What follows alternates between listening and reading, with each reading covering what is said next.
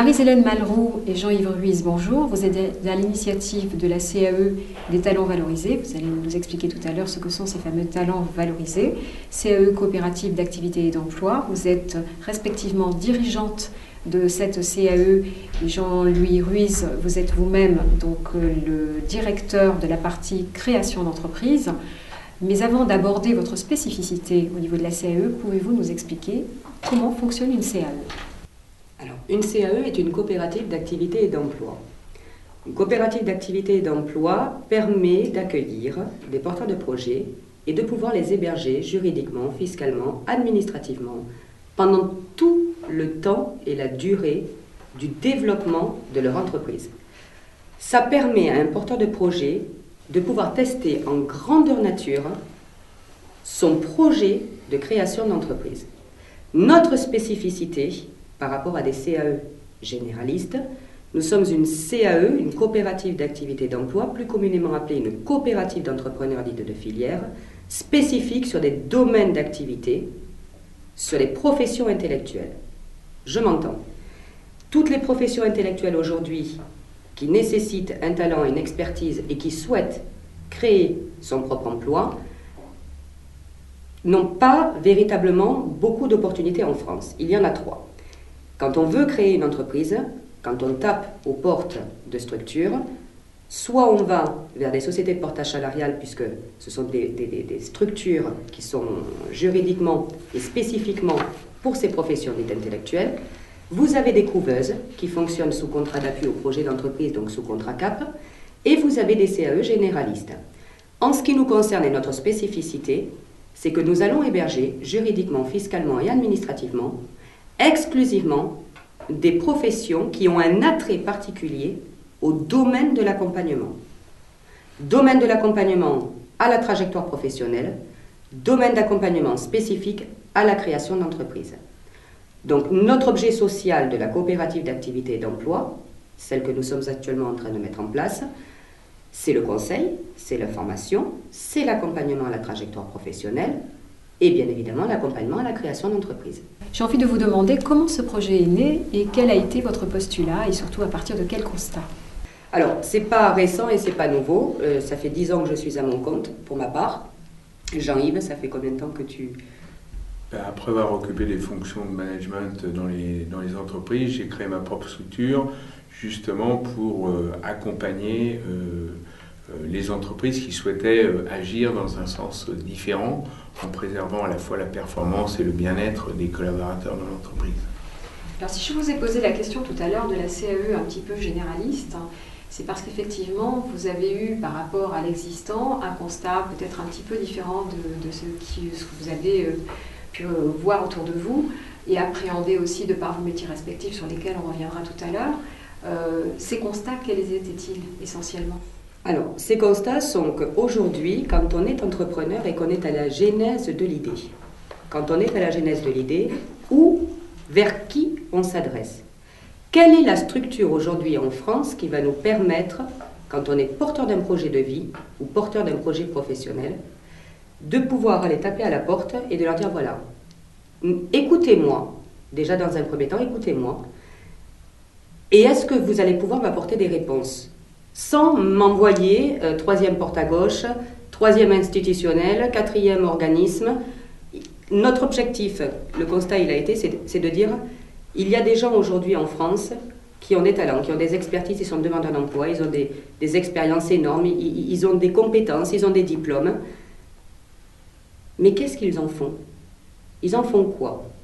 Donc, à un moment donné, il fallait se poser la question. Ces personnes, ces cadres, c'est des chefs d'entreprise aussi, des chefs d'entreprise qui ont effectivement, à un moment donné dans leur existence, créé des structures. Ils ont été chefs d'entreprise et ils ont donné du travail. Ils ont donc créé des emplois. Et à un moment donné, il est possible que ce chef d'entreprise, comment dirais-je, a des difficultés, puisse avoir des difficultés.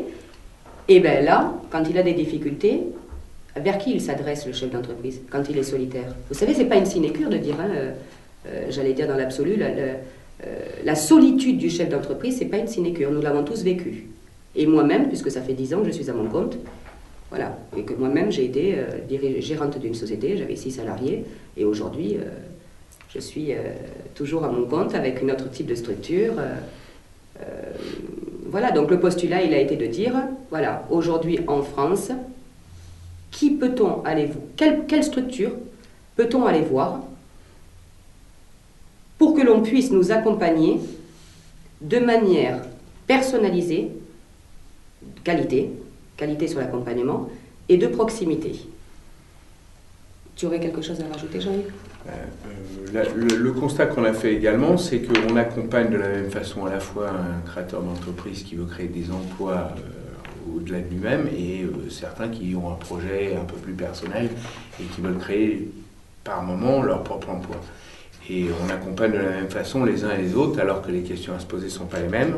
Et donc le constat qu'on a fait, c'est qu'on considérait que ce qui était offert, soit dans la sphère publique, soit dans la sphère privée, était au mieux un accompagnement théorique qui ne répondait pas aux exigences et aux spécificités de chacun des projets. Et la question qu'on s'est posée, c'est de se dire, pour que ce ne soit pas théorique, où sont passés les gens qui avaient de la vraie expérience, les chefs d'entreprise qui ont peut-être été en échec, mais qui ont un savoir-faire, une expérience à livrer et pour lesquels les gens qui ont envie de créer quelque chose pourraient bénéficier de cet apport et de cette expérience. Donc l'idée c'était de dire où sont-ils ces gens-là et donc de les recruter, les faire fonctionner ensemble pour pouvoir apporter une vraie valeur ajoutée au-delà du théorique que l'on constate aujourd'hui sur les institutions existantes. Notre société aujourd'hui est dans une situation relativement complexe avec effectivement la problématique de l'emploi qui a énormément fragilisé les individus. Ma question, elle est toute simple. Alors comment l'entrepreneuriat peut-il être générateur à la fois de sérénité et en même temps, on va dire, de rebondissement dans sa vie ou tout au moins de reconversion ? Oui, bien sûr, et heureusement. Je pense qu'il est important aujourd'hui de redonner l'espoir aux Français.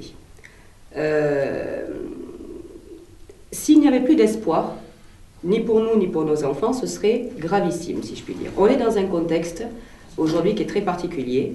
Plus personne ne se retrouve. Plus personne ne se retrouve, c'est-à-dire que les employeurs ne se retrouvent pas parce que quelque part ils ont des demandes, ils aimeraient embaucher, mais ça devient trop compliqué. Les salariés ne se sentent plus, c'est ce qu'on disait, ni estimés, ni revalorisés, ni écoutés.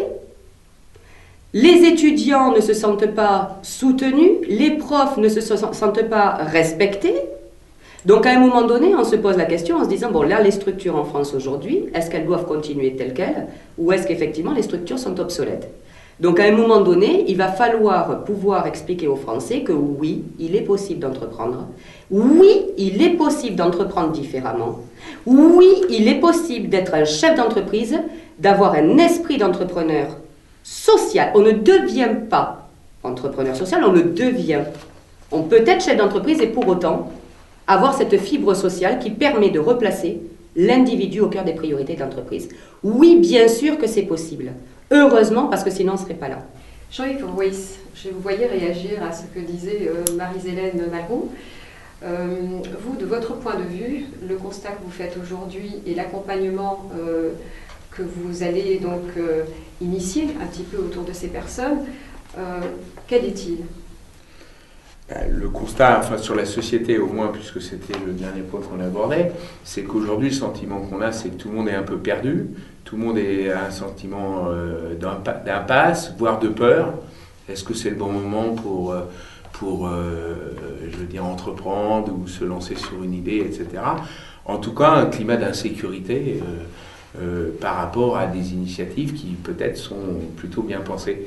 Et donc, dans ce contexte d'incertitude, et souvent avec un pendant social un peu douloureux potentiellement et qui fait que les gens sont plutôt figés et sont paralysés par la peur, c'est de se dire, bon, ben certes, c'est pas simple, donc on a plutôt une envie de guider les gens justement, il y a un chemin un petit peu difficile à trouver, se frayer ce chemin dans cette jungle et dans cette myriade d'institutions qui existent pour aller assez vite, pas se perdre en chemin, et malgré tout, à peu près sûr qu'on aura un tuteur du début jusqu'à la fin pour y arriver. Et même si on fait le constat que c'est difficile d'embaucher d'un côté, et c'est difficile de se sentir, de s'épanouir, d'être bien-être au travail, bien, j'ai envie de dire que il n'est pas question d'opposer l'un et l'autre. L'un sans l'autre n'existerait pas. Les employeurs et les employés ont besoin de vivre ensemble. Et c'est plutôt de trouver la solution entre ces deux mondes. Donc c'est aussi partant de ce constat. C'est ce qui fait vouloir nous faire labelliser sous le nom d'économie sociale et solidaire. Quel public vient frapper à votre porte? Le public, j'allais dire qu'il s'adresse aux 65 millions de Français, parce qu'aujourd'hui, nous sommes tous porteurs d'un projet, quel que soit notre statut. Nous pouvons être chefs d'entreprise et effectivement avoir des besoins en termes de développement de produits et de services. Nous pouvons être cadres, dirigeants et pour autant avoir des besoins très spécifiques à l'intérieur même de sa société. Nous pouvons être demandeurs d'emploi et avoir un projet de vie ou avoir un projet professionnel. Et nous pouvons être à la genèse de l'idée.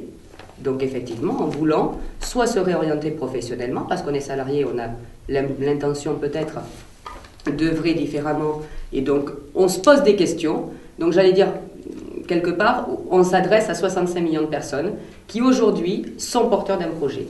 Soit un projet de vie, soit un projet professionnel. Il faut pouvoir accueillir ces personnes. Aujourd'hui, on est trop déshumanisé en France. On devient des numéros pour tout le monde, des numéros de sociétaires, des numéros d'allocataires. On n'est plus, j'allais dire, reconnu comme étant un individu à part entière. Quand moi j'ai été, il y a 10 ans en arrière, porteur d'un projet en création d'entreprise, on m'a posé la question de savoir quel était le statut que je voulais mettre en place avant même de savoir quel était mon profil d'entrepreneur. Je trouve ça extraordinaire. Avant même de me demander, savoir si j'allais créer une SARL, une IRL, etc., est-ce qu'on n'aurait pas pu effectivement déterminer très précisément mon profil de personnalité? Pour s'apercevoir que tout compte fait, je n'étais pas faite pour être chef d'entreprise, j'étais faite pour être dirigeante d'une coopérative d'activité d'emploi, ce n'est pas tout à fait la même chose. Là, aujourd'hui, nous allons avoir des entrepreneurs salariés au sein de la coopérative. C'est-à-dire que nous allons leur mettre tous les moyens à leur disposition pour pouvoir exercer avec une dynamique de groupe et une dynamique de réseau. Aujourd'hui, quand vous êtes seul, le meilleur en France, il peut avoir les meilleures idées, il peut avoir la meilleure expertise. S'il est tout seul en France, il n'y arrivera pas. Donc l'intérêt, c'est de dire aux gens, si vous êtes porteur d'un projet, venez taper à notre porte et vous allez pouvoir nous rejoindre. Je voudrais juste revenir sur la fragilité qu'évoquait Jean-Yves Ruiz il y a quelques minutes. Est-ce que quelqu'un qui veut entreprendre est en pleine capacité quand il a été aussi fragilisé? Alors, quand il est fragilisé, c'est ça qui est important. C'est que quand il est, vous faites bien de le préciser, parce que quand il est fragilisé, avant même de l'accompagner à la création d'entreprise, il y a tout un parcours en amont à faire. Est-ce que c'est d'accord, Jean-Yves? Oui, je rajouterais qu'il est fragilisé, et c'est justement dans des cas comme ça que le système d'aujourd'hui ne fonctionne pas, puisqu'on est dans finalement des structures qui sont fragmentées et qui ne s'occupent pas du vrai besoin et servent la finalité pour laquelle elles sont faites. Donc on va vous proposer quoi? On va vous proposer un labyrinthe, un parcours de combattants. Et puis vous allez tomber de porte en porte à quelqu'un qui va dire faut refaire votre CV, faut vous apprendre à avoir plus confiance en vous et être prêt à passer des entretiens d'embauche ou des entretiens auprès d'entrepreneurs ou de partenaires. On va vous proposer des formations en cascade qui sont sous forme de poupées russes. Et donc c'est pas fait pour défragiliser, j'ai envie de dire. Donc justement l'idée d'utiliser de l'expérience et du savoir-faire de gens qui ont été aussi sur ces chemins-là, ça va au contraire contribuer à faire l'union fait la force, puisqu'on on propose dans le cadre de la CE d'être un réseau de compétences sur lesquelles les gens vont pouvoir s'appuyer. Donc au contraire, ça va les sécuriser. Parce qu'ils vont être moins isolés, première chose, et puis ils pourront bénéficier de l'expérience des autres. Donc c'est aussi cet esprit-là qui prévaut, on va dire, dans le cadre de l'établissement de cette CE. Lorsque nous avons préparé cette interview, vous m'avez dit justement de vouloir fermer aucune porte, c'est-à-dire? Nous sommes dans un domaine de l'économie solidaire et sociale. Si nous y sommes, c'est parce que nous l'avons décidé. C'est-à-dire que nous avions déjà dans l'intention d'entreprendre différemment et de replacer, effectivement, c'est ce que nous disions tout à l'heure, l'individu au cœur des priorités de l'entreprise. Donc il est bien évident qu'aujourd'hui, on ne va surtout pas fermer la porte et à qui que ce soit. Ni à des individus qui effectivement seraient porteurs d'un projet qui souhaiteraient venir nous rejoindre, ni à des entreprises de droit privé ou des fondations ou des associations, ou d'autres partenaires dans le domaine de l'ESS avec lesquels nous travaillons d'ailleurs aujourd'hui, qui vont nous permettre justement de nous appuyer sur ces réseaux et de nous appuyer sur ces réseaux pour justement accompagner de manière, on va dire, beaucoup plus qualitativement parlant, ces individus qui ont besoin d'être accompagnés. Que proposez-vous concrètement dans le cadre de votre accompagnement et quelles sont justement les initiatives premières avant de venir vous trouver? Alors, nous avons des permanents au sein de la CAE. Quand vous passez la porte effectivement de la structure d'appui au développement économique et local, c'est parce que déjà à la base vous êtes acteur de votre changement et que vous avez envie d'impulser un changement dans votre vie. Les permanents de la CAE vont vous accompagner en élaborant avec vous déjà un premier bilan, un bilan porteur de projet pour déterminer avec vous très précisément quels sont vos besoins, quelles sont vos attentes là maintenant, aujourd'hui. D'accord? Et ensuite, on va pouvoir, grâce à des dispositifs ad hoc de formation, pouvoir vous orienter effectivement vers des dispositifs qui vont vous permettre de pouvoir être formé et ensuite de pouvoir intégrer sous contrat CAP, donc en contrat d'appui au projet d'entreprise, la coopérative d'activité et d'emploi. C'est ça l'intérêt, c'est là notre force. C'est-à-dire qu'aujourd'hui, former pour former des gens, ça ne veut strictement rien dire. Former et leur donner les moyens derrière de pouvoir les intégrer et de leur donner la possibilité d'exercer leur activité, voilà l'intérêt. Quelles sont les démarches à accomplir? Déjà de venir nous voir, Contactez-nous. Contactez-nous, on fera un bilan effectivement de compétences. Doivent-ils venir avec déjà une préétude? Quels sont véritablement les contenus que vous attendez lorsqu'on vient vous trouver? S'ils ont déjà préparé quelque chose, forcément ça sera intéressant. Mais s'il y a une idée et que vous estimez qu'elle est déjà à peu près bien mûrie, venez nous voir, on essaiera d'évaluer cette idée, on verra si c'est en adéquation avec les qualités intrinsèques de la personne. Si on est dans des domaines intellectuels, on les fera passer par une formation pour les accréditer, pour éventuellement les professionnaliser sur cette matière, parce que c'est aussi d'une certaine manière, la CE veut avoir aussi cette capacité de couveuse des professions intellectuelles. Et ensuite, on étudiera le meilleur parcours pour aller le plus vite dans cette trajectoire professionnelle qui peut être soit de type entrepreneurial, soit de type individuel et vocative, on va dire. Face à la crise, les grandes valeurs républicaines sont aujourd'hui à l'ordre du jour. On va les nommer. Liberté, égalité, fraternité, à laquelle j'ajouterai solidarité. J'ai envie aussi de vous demander quelle serait la phrase qui caractérise au mieux votre engagement. Alors moi j'ai une devise, c'est « Agissez comme s'il était impossible d'échouer » de Winston Churchill. Voilà, il me semble important de dire qu'aujourd'hui, tout est possible. Voilà, tout est possible. Vous êtes à la genèse d'une idée, tout est possible. Venez nous voir et nous avons les possibilités de pouvoir vous accompagner.